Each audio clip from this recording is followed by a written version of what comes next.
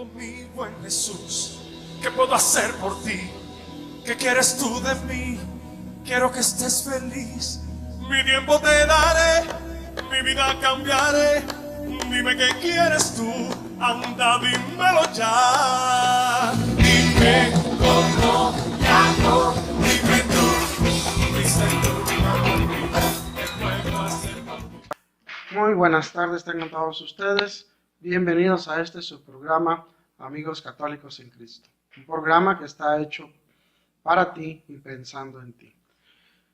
Quiero dar las gracias a todos los que nos siguen, los que nos han dado like.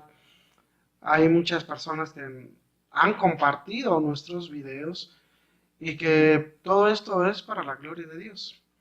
Entonces, muchas gracias por compartir nuestros videos y hacerlos parte de ustedes, ¿sí?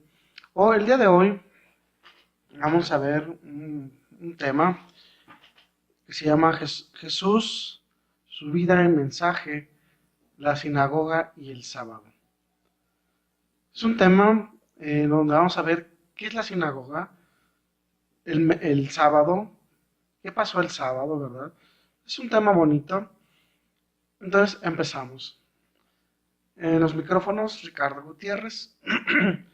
Y gracias por compartir.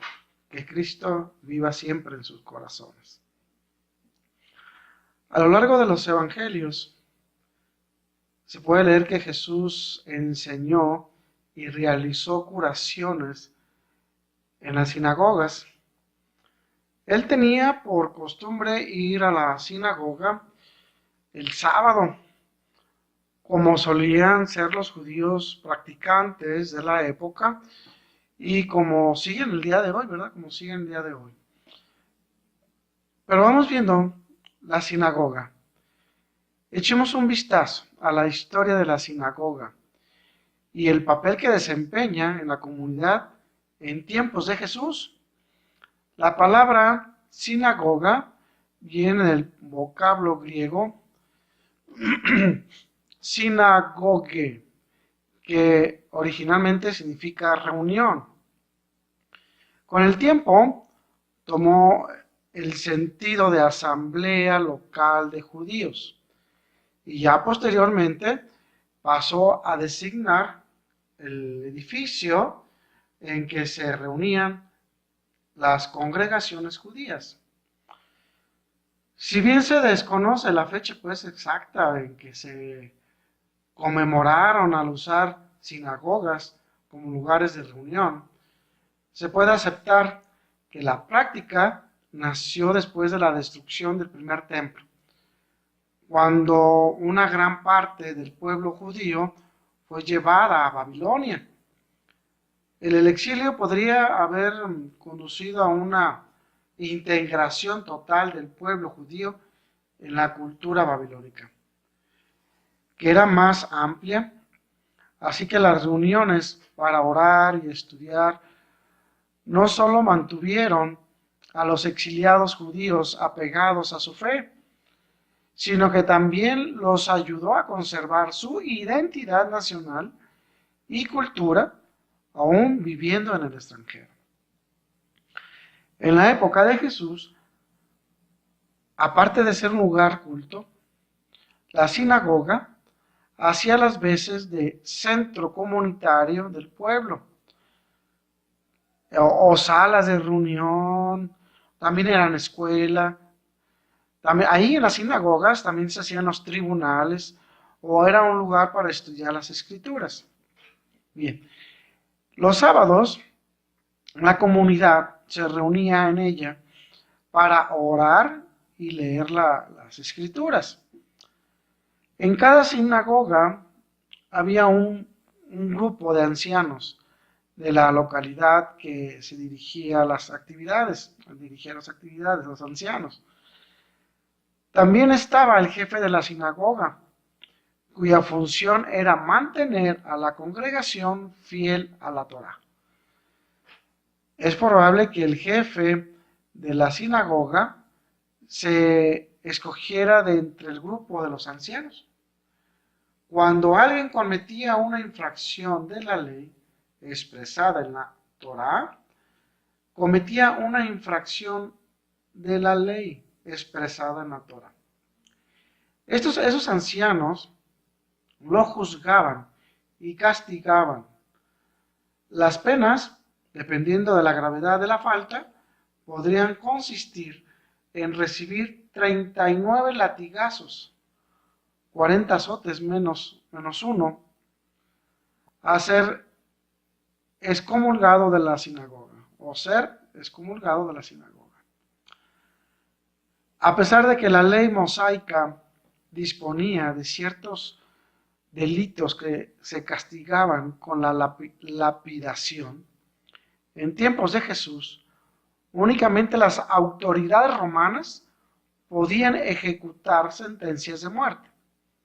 Así que no se podía permitir el apedreamiento de personas que, según la ley judía, merecían morir.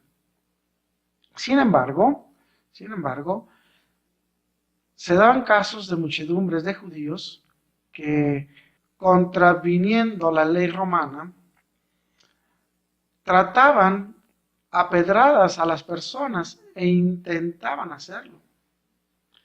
En las sinagogas había también otros cargos, como el del limosnero, que era la persona encargada de recoger y de distribuir las limosnas entre los necesitados, y el de Hasán, o al asistente, que cuidaba los rollos de las escrituras y anunciaba el inicio y el final del sábado, hacía soplando un cuerno de carnero en cuanto aparecían las primeras estrellas en el cielo vespertino, y a veces Hasán hacía también de maestro en la escuela de las sinagogas.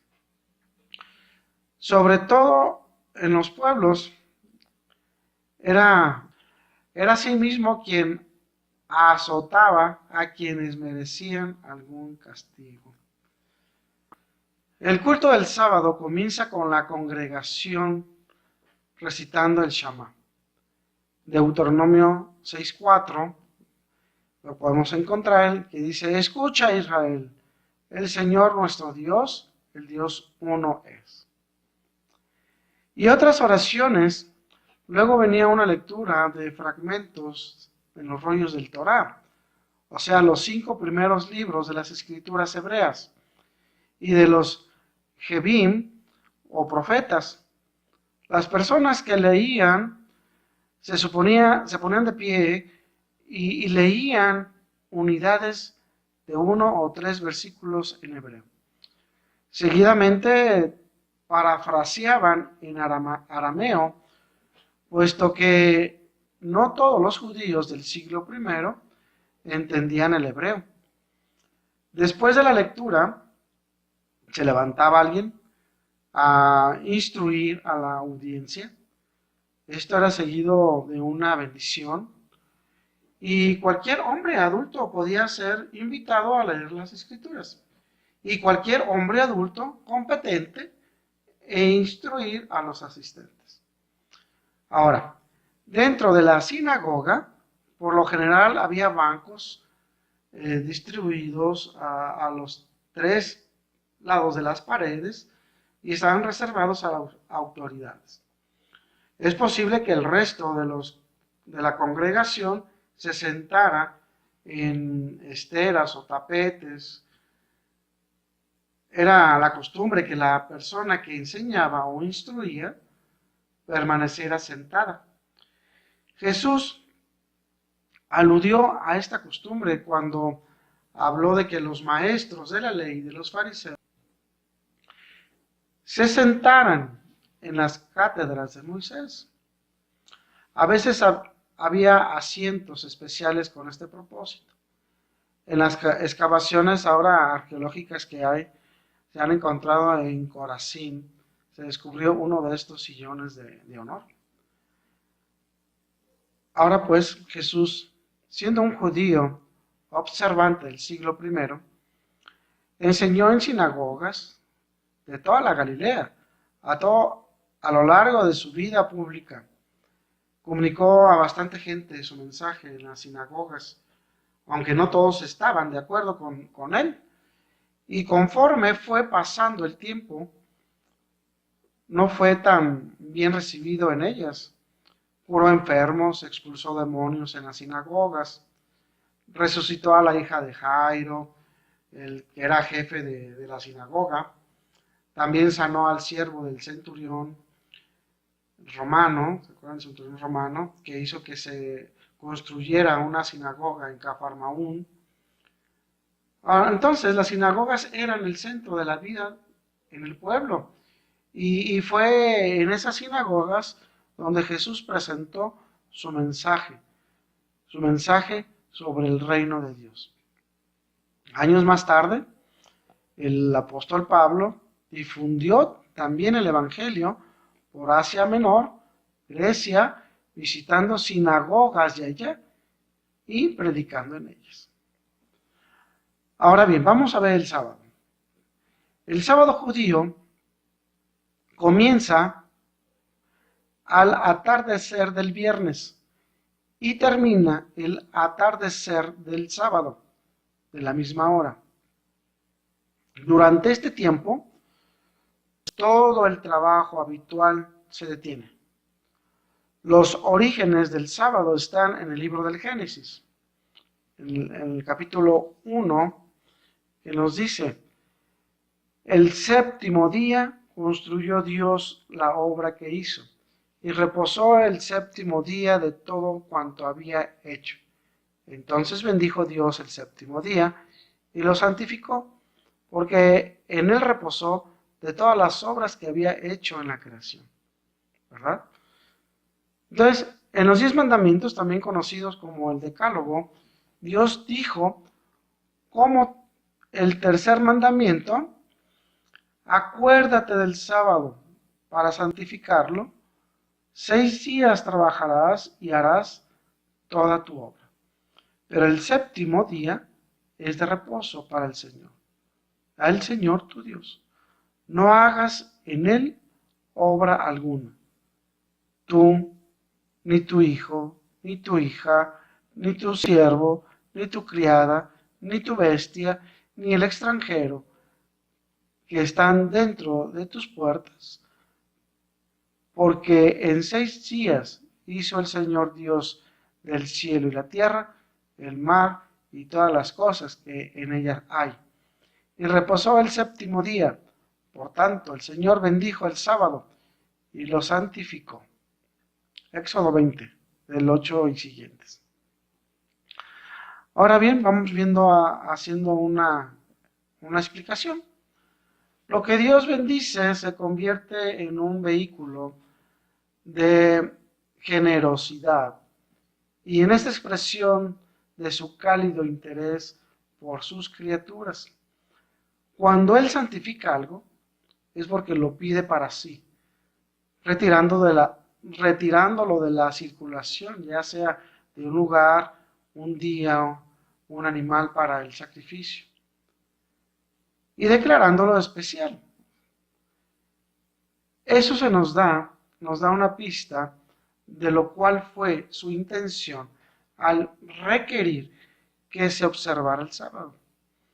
Libres de un trabajo cotidiano, de tanto tiempo que nos ocupa, las personas debemos tomar el séptimo día como una bendición de nuestro Creador. Hay que aprovecharlo para hacer memoria de toda la bondad de Dios que se ha manifestado en la creación y para alabarlo por ella. Y también aceptar la reivindicación sobre su vida que representa. Como día separado, el sábado es recordado de todo el tiempo, es un don del Creador. Hecho que reconocemos cuando conscientemente le devolvemos esa parte de lo que es definitivamente es suyo. Aparte de ser un día para descansar, siguiendo el ejemplo de Dios, también evoca redención, como se explica en Deuteronomio. Acuérdate de que fuiste siervo en la tierra de Egipto y que el Señor tu Dios te sacó de ella como mano fuerte y abrazo extendido, por la cual el Señor tu Dios te ha mandado que guardes el sábado. Entonces el sábado semanal es un recordatorio de la misericordia de Dios al conceder a su pueblo redención y reposo de la esclavitud que sufrió en Egipto. Es un recordatorio semanal del amor, de la misericordia divina. La intención era que fuera una bendición, no una carga. Hay textos judíos del periodo intertestamentario del 400 a.C. hasta la época de Cristo, contenían complejas instrucciones sobre la observancia del sábado y explicaban lo que se permitía hacer en ese día y lo que no. Las escrituras dan ciertas pautas, pero con el tiempo se hizo evidente que había que entrar en más detalles. Aunque se aceptaba que no había que transportar cargas, era preciso definir con precisión qué era una carga. La prohibición de viajar condujo a la necesidad de definir el máximo recorrido que era lícito hacer el sábado. También se establecieron excepciones. Si había que salvar una vida humana, estaba permitido saltarse las prohibiciones. Los sacerdotes y levitas debían servir en el templo, aunque eso constituía trabajo. La ley se prescribía circuncidar a los niños en el 8º día. También tenía precedencia sobre el mandato que prohibía trabajar los sábados. Si bien era una ayuda disponer de esas pautas que aclaraban lo que estaba permitido o prohibido los sábados, con el transcurso de los años, eso condujo a sutilezas legales. Debido a la complejidad del tema y las distintas interpretaciones de cada uno de los partidos religiosos, esos pormenores sobre la observancia del sábado que no estaban en las escrituras se convirtieron en una parte de la tradición oral, llamada en los evangelios la tradición de los ancianos. Con el tiempo, el principal propósito del sábado se fue perdiendo entre minucias legalistas. Ahora bien, Jesús aceptaba que el sábado era un día reservado por su Padre para descansar y rendirle culto. Pero, sin embargo, se oponía a las tradiciones e interpretaciones que no cuadraban con el propósito del sábado. No hacía caso de las nimiedades de las tradiciones que ponían el sábado encima de las personas, que éste debía ser una bendición. Como bien dijo, el sábado fue hecho por causa del hombre y no el hombre por causa del sábado. De acuerdo con el verdadero sentido del sábado, un día para hacer memoria de la bondad de Dios, un día de bendición, un día de descanso, un día para recordar la misericordia, es un día de liberación y redención divina. Jesús curaba los sábados. Para él era un día en que estaba bien realizar actos de misericordia, aunque eso le causó muchos conflictos con los fariseos, que consideraban que las sanciones constituían un trabajo y por lo tanto contravenían las reglas sobre el sábado. Que pues ahora hablar sobre estas reglas, pues ahora hablaríamos de conflictos pues en otro video, ¿verdad? A pesar de que los cristianos católicos no guardamos el sábado, como los que profesan la fe judía, los principios por los que se instituyó sí se nos aplica. Es importante, pues, que tengamos un día en que dejemos a un lado nuestras cargas cotidianas, un día para reposar, un día para alabar y adorar al Señor, y un día para tener esa comunicación con Él y compañerismo con otras personas. Es en el acelerado mundo en que hoy tenemos que hacer pausas, ¿verdad? En medio de nuestra apretada agenda, con el fin de descansar físicamente. Recuperemos a restablecer nuestra conexión con nuestro Creador y nuestro Redentor. Muchas gracias, que Dios los bendiga. Y recuerden darles like a nuestro programa. Si les gusta el video, si tienen temas que les gustaría que reflexionemos, que compartamos, con todo gusto, escríbanos a nuestros medios sociales, las redes sociales, Facebook, tenemos YouTube también en nuestro canal. Escríbanos, manden sus dudas, comentarios, sus preguntas, con todo gusto las contestaremos. Y a todos aquellos, pues, ahora que nos han dado, han compartido nuestros videos, gracias, que Dios los bendiga, que todo esto que hacemos es para la gloria de Dios. Se despide de ustedes Ricardo Gutiérrez y recuerden que Cristo vive en su corazón. Muchas gracias.